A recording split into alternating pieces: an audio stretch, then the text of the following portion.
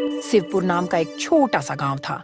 यहाँ के लोग सालों से अपने शांत माहौल, अच्छे और सीधे साधे सरल जीवन शैली के लिए जाने जाते थे। लेकिन बीते कुछ समय में इस क्षेत्र में मौसम का मिजाज तेजी से बदलने लगा था। गर्मी असहनीय होती जा रही थी और फसलें सूखने लगी थीं। सभी लोग गर्मी से बेहाल थे। फिर भी गांव के लोग एक दूसरे की मदद करते हुए जीवन चलाने की कोशिश करते।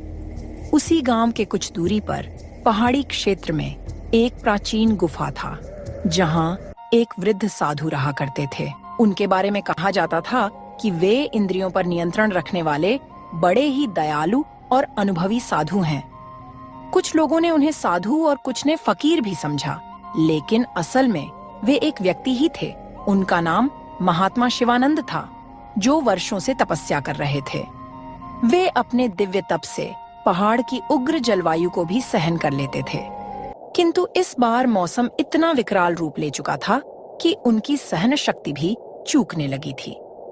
हे प्रभु, यह कैसी अग्नि परीक्षा है। मेरे शरीर की समस्त शक्ति मानो सूख सी गई है। इस भीषण गर्मी में भी मैंने सदा उपवास और साधना को ही अपना जीवन बना लिया है, पर अब शरीर जवाब दे रही है। गर्मी से साधु महाराज की हालत खराब होने लगी थी।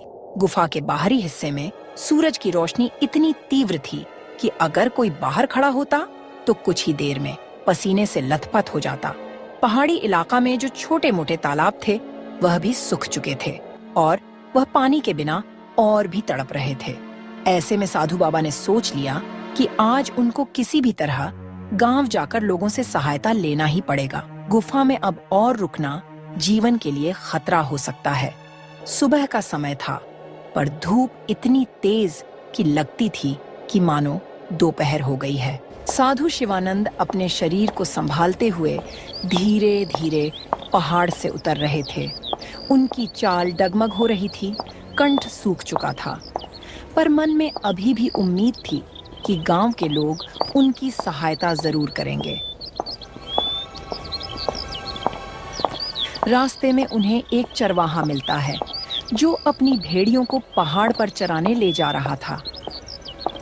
अरे बाबा जी, आप इस भीषण गर्मी में कहाँ निकल कर जा रहे हैं? आपकी तबीयत तो ठीक है ना? हे बेटा, मुझे कुछ पानी की आवश्यकता है। बहुत कष्ट में हूँ। क्या तुम्हारे पास पानी है?